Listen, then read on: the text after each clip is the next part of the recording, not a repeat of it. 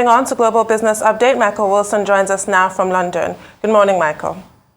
Good morning. The two things really overhanging everybody this morning, still the CPI report from the United States on Wednesday, which is the Consumer Price Index, and then yesterday's PPI figures, which I think give a closer idea about inflation. Both of those relatively benign as far as inflation is concerned, and that's what's causing a fairly mixed reaction still through the trading day to the Asian markets. Thailand is closed today for a holiday. SoftBank shares in Japan rose more than 6% on news that it was actually reducing its stake in Alibaba. If you remember, we were talking yesterday about the way in which it was having to reorganize itself. The Nikkei 225 jumped 2%. Japan's prime minister said that his government were actually exploring ways to address fuel and food prices in the country.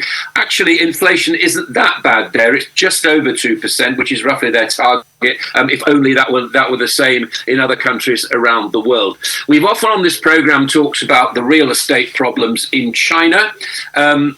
Fitch, the ratings agency, has said that it's entirely likely that will spill over, plus the fact that people are not paying their mortgages for properties that they don't possess right now. And if you're looking at the sectors that they think that this property, this real estate blight will actually fall, it'll be asset management, engineering and contraction, and smaller steel producers, pretty obviously those that are down the supply chain, as well as asset managers, the whole thing remaining a drag on the economy.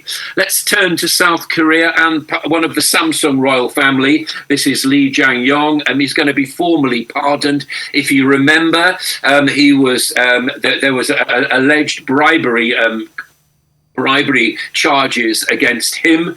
He's now going to be, and he couldn't, and even though he was freed on parole, he was still in inverted commas a convicted criminal, so he couldn't actually have any corporate roles. That's all going to change, and he's going to be officially pardoned. Samsung, of course, being the world's biggest smartphone maker, and they're hoping that everybody will start to buy their folding phone when it actually is released. Now then, interest rates. Argentina up, raising their rates by 9.5% to 69.5%. Inflation at a 20-year high.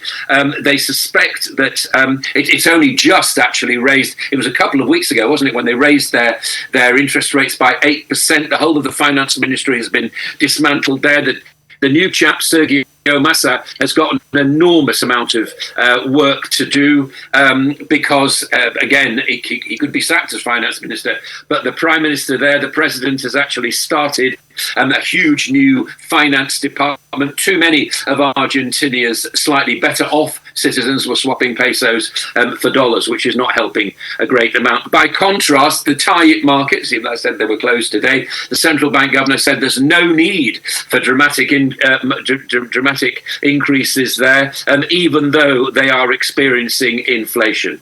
So as far as the United States is concerned, then stock futures relatively flat. As I say, a lot to digest yesterday, not just the CPI figures from Wednesday, but also those wholesale inflation figures from yesterday as well. They were much better than expected. What's going to happen the weird jobs figures yesterday, weren't they, as well? How do you get people actually searching for jobs in a rising economy? Well, it could be, of course, the way I'm looking at it is that maybe the people aren't that right for the jobs being advertised, but who knows? As I always say about these things, much rather see the monthly figures. As far as the UK is concerned, another contraction from the industry, a bit of a boost as far as May was concerned. But overall, from April to June, the economy contracted by 0.1%. Real pay is falling at the fastest rate in 20 years. The Bank of England, of course, has forecast that the UK will fall into recession towards the end of the year. A lot to do of the June fall of 0.6% to do with the Jubilee weekend. Normally, you would expect those kind of bank holidays to increase spending. They didn't this time around. I'll bring you the latest in the UK leadership battle to be Prime Minister between Rishi Sunak and Liz Truss. First of all, the Bank of England has written to both of them saying, do not please touch the independence of the Bank of England with whatever regulatory changes your new finance. This is to both of them want to actually bring in. Apparently, the governor of the Bank of England is saying that independence of the Bank of England adds to the thought, the total holistic picture of competitiveness as far as the UK is concerned. It was quite interesting yesterday. Rishi Sunak now saying that he's hoping to find £10 billion from where possible savings. I mean, these are very easy to talk about. To actually achieve them is very, very different indeed. But he's going to target poorer families, reacting clearly. And Boris Johnson came out of, and obviously he's not going to be Prime Minister beyond September, maybe even sooner. But he came out of his self-proclaimed purdah yesterday to meet energy senior leaders. They were already meeting the present Chancellor and the present Business Secretary. Johnson put in an appearance and more or less said to them, unless you help consumers with a cut in prices, then you can expect big tax increases, another tax hit. And the UK government is going to launch a consultation paper which is about exempting some of the more energy intensive industries like steel, like paper, like chemicals, like glass and so on, from having to pay an added bit towards green towards green energy, which mostly actually applies to electricity bills, energy bills right now. There will be exemptions for that. Discussions continue. Oil fell very, very slightly, finally, talking about the major commodity of the world. But OPEC, it's seen by the markets. I mean, they gave their latest view of what they feel the world demand, and they feel as though it expects global oil markets to tip into surplus in this quarter, and as the year actually slightly develops. So it's downgraded its outlook for demand, and I think the oil markets are taking this as a pretty clear signal that they will rein back on their production. So that fist bump that Joe Biden had, which produced 100,000 extra barrels a day, absolutely nothing. And OPEC are going to override that, but possibly in their next meeting, certainly by the end of the year. That's the global view. Okay. Michael, a lot to talk about this morning, but I'd like to start from Rishi Sunak. I think politicians just like to make promises they can't keep anyway. Pretty much reminds me of Charles de Gaulle that says politicians will say they'll build bridges where there are no rivers. Because it's obvious that Rishi Sunak is now just throwing words around. Where is he going to get that £10 billion from in savings? Where? Where exactly is he going to get that money? And secondly, Boris Johnson was meeting with energy chiefs yesterday. No real commitment can be made. There is a feedstock problem as regards energy, and the suppliers of this are facing their own problems, which the British government has not been able to bail them out for. So where are they going to make concessions? Where? Because I don't see brand new ideas, and that's the problem with politics itself. And that's why I care less for politics and politicians, really, because there are no new ideas they're bringing forward to the table. And also about the independence of the Bank of England. Isn't it time for them to just hold status quo and stop this political rhetoric? Because that bank has helped stabilize the British economy. You might think otherwise. You might say, yeah, the Chancellor of the Exchequer has done a lot of good work as regards that.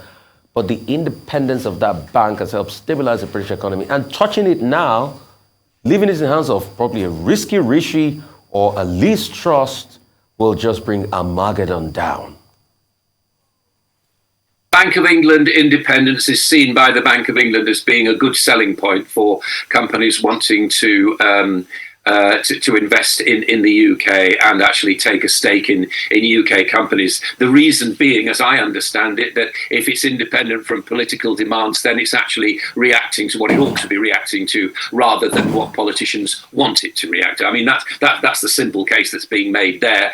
Both Rishi Sunak and Liz Truss want to push through a new finance bill. They don't feel as though the true advantages, whatever they may be, of Brexit are actually being recognised by civil servants, and they feel there's a lot of groupthink about this, particularly from civil servants. This may well be true. I don't know. I'm not a civil servant, but that's what they're saying. And but what the Bank of England is saying is, look, don't mess with our independence, because that actually is pretty crucial when it comes to people taking confidence in the Bank of England, and of course in sterling. And you will not be forgetting that it was only yesterday, or was it the day before, that Saxo Bank, one of the big ones in the city, was saying that the UK is now an emerging market status. The only thing stopping it from getting to that kind of level, which they don't think is very high, is the fact that sterling is relatively stable. I would suggest that sterling is stable, that people still use sterling as a vehicular currency to do transactions in the same way they do the dollar, because the Bank of England is independent. Where are these people going to get their money from? Goodness only knows. I mean, you can say that there'll be what Rishi Sunak is saying. There should be savings from the civil service, but why wasn't he looking at those when he was chancellor? I mean, this kind of thing is political games, basically. I don't really think, Rufai, that it actually should bother us too much in the overall discussion of things. And again, does it really affect the way the Conservative Party is going to vote? Have they not cast their ballots already? And do you actually think that Liz Truss's tax cuts will actually touch the sides? How on earth does this relate to people, the poorer people who actually don't pay any tax? Where do they get help from? And so Rishi Sunak is saying, we've got to target those. And so it goes on and on and on. I bring you these things as a day-by-day looking at what's going on. I mean, in terms of political manoeuvring, that's what it is. We don't have an awful lot of time, but I don't think Liz Truss is trying to appeal to the people who don't pay taxes by saying that profits and what have you is not a dirty word, seeming to defend energy companies who are generally perceived as having fleeced the British public and are leaving a lot of people completely out of pocket and completely desperate. So it does appear that she has who she's pandering to and not the rest of the population. Well, we've run out of time. Thank you very much, Michael. Now for a business update across the African continent, Rotis Ojiri joins us. Good morning. Good morning, Tundu. Good morning, Rufai. Good morning, Mr. Ifeni. Good morning to all our viewers. Amaka Udo Walker has a special report on the Millennium Tower in the Federal Capital Territory. Let's take a listen. Let's take a look at this report. Designed to be the signature identity for the seat of power in Nigeria, right here in Nigeria's capital. This is the Millennium Towers, which was inaugurated back in 2005 by the former president Olusegun Obasanjo. Well, a budgetary plan of about 69 billion naira was earmarked for this project. But 17 years down the line, this giant still remains fallow. But all that is about to change. The monolithic structures dominate the skyline like a gallant sentry watching the city.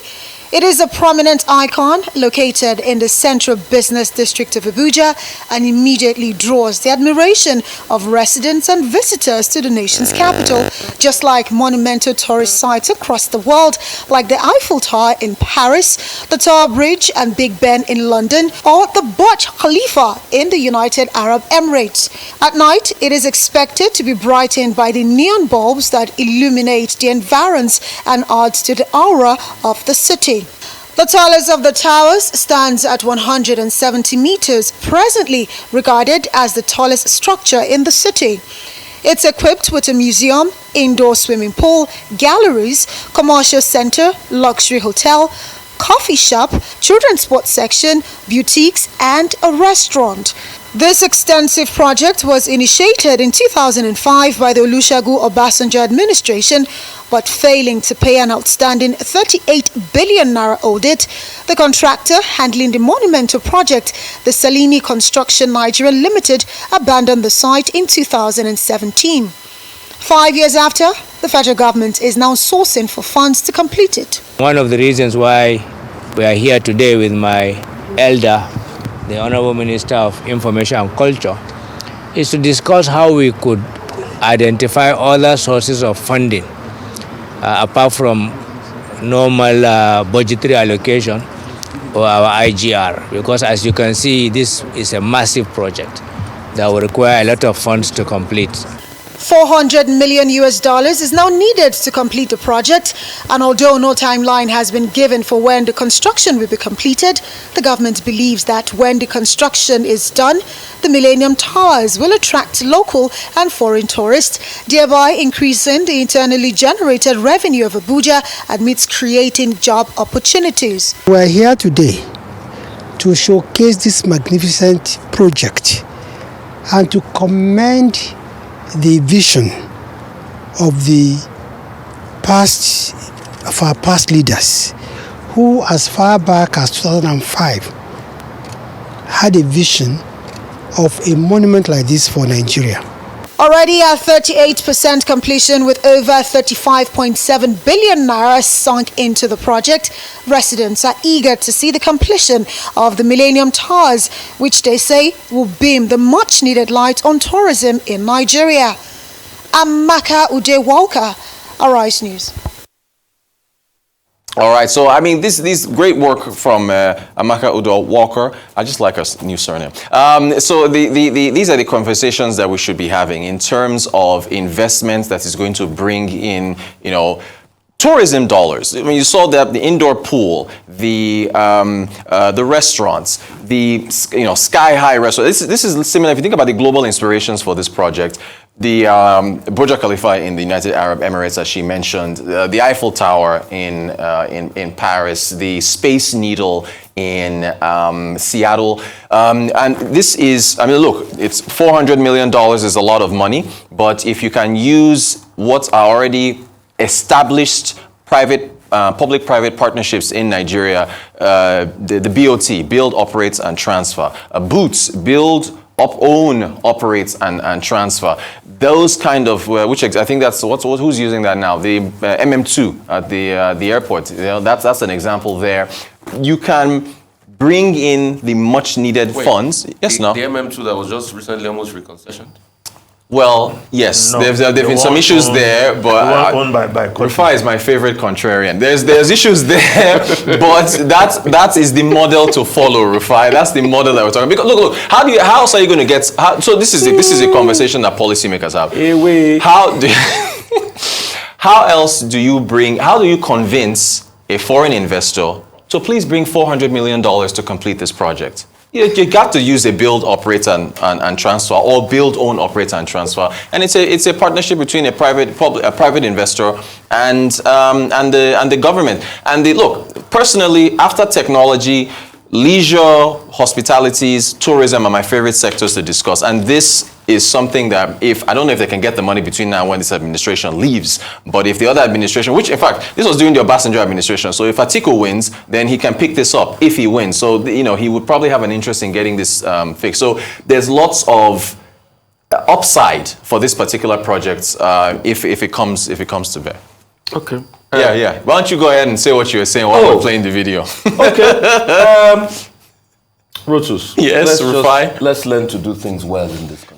And they abandoned it now. There was no money at the time. Let's learn to do things well. Okay. It's so easy to show Burj Khalifa, Eiffel Towers, and all of that. Mm-hmm. See, I'm not saying the idea is not a good idea. The structure is already there. But the Nigerian factor scares me. Okay. And let me give you for equal sum. Yeah. The United Tower here, just close to us, that is about the tallest tower in Lagos. Right. It's an abandoned building. Why can't we convert it to hotels and everything and all of that? Yeah. That's fair. But that's legal. I thought that was how somebody too started a project in Abuja as well called the Stratosphere. What happened to those projects? Right. This one, and we'll be making budgetary allocations for this. Why didn't we bring in the private sector to help us build it in the first place? Yeah, well... You talked about the airport. It's not the airport that after they had concession agreement, the minister tried to resell again. Right. That we know how that process went. Rotus, let's stop. So you're not optimistic about this being completed? Let's stop peeing on our own backs and telling ourselves it's raining. If we are to get let's get private investors to come and invest in our education, make schools affordable, build hospitals, things that can benefit the people. No, come on now. This is as far as the tallest building in the city. What was indoor pool. Oh yeah, be pooling now. Sky high restaurants. Be sky highing. conference centers. Rufai is, anyway, what do you, are you folks more positive on this? Because I think, I don't know what Rufai's problem is. Mr. Efeni, what do you think? Okay. Yeah? Well, monumentalism. Yes. Is what governments do to be remembered for posterity. Sometimes it is not about profits. It's about putting in place a monument that will be there for all times, serves a purpose. Yeah. You're remembered for that. Remember, if you go to Paris, apart from Tour Eiffel, the way the French people call it, subsequent governments also try to put their own monuments that people will always say, yes, in the era of Mitterrand, this was built. If you go to the Louvre Museum, the biggest museum in the world, there's a glass fountain that is there. It was the monument. Many people still remember that. Okay, Mitterrand put this here during his time. If that was the idea behind putting this up, of course, every government is entitled to a monument. But of course, how to accomplish it, that's what we're talking about. Right. Should it be all government funding? And it has shown that, well, government funding not forthcoming to complete that project almost 18 years after. Now, how are we going to complete that project? But what I don't get is the government of President Muhammadu Buhari visiting that project at this time. With, see, that's the only part how where... many months to go? That's why I only side with Rufai on this. Are they going to now get some kind of funding arrangement to complete it before President Muhammadu Buhari leaves? Or there are other motives? Well, Tunde, what do you think? I'm sorry. If they did nothing, that would be an issue. I remember headlines earlier today that I read about only Boris Johnson would have a surprise appearance at a crucial meeting, making fun of him for having relegated his duties because he's on his way out. Just because the government, yes, is a lame dog government at this point because they're on their way out, doesn't mean they should just fold their hands, for crying out loud. And I also remember the Millennium Dome, since this is called the Millennium Tower. The Millennium Dome in London was criticized. It was called a white elephant project, what have you. Today, it's a gold mine. Just because you've had false starts in the past doesn't mean you should relegate everything to the dustbin. Look, this has potential, and if they can find the money, there's a lot of influx that can come in. I would love to be proved wrong on this. You know what? We're here, so we'll have this conversation a year from now, 2 years from now. We'll see. There you go. So we'll be here. We'll be here. Thank you, Roses. Thank you.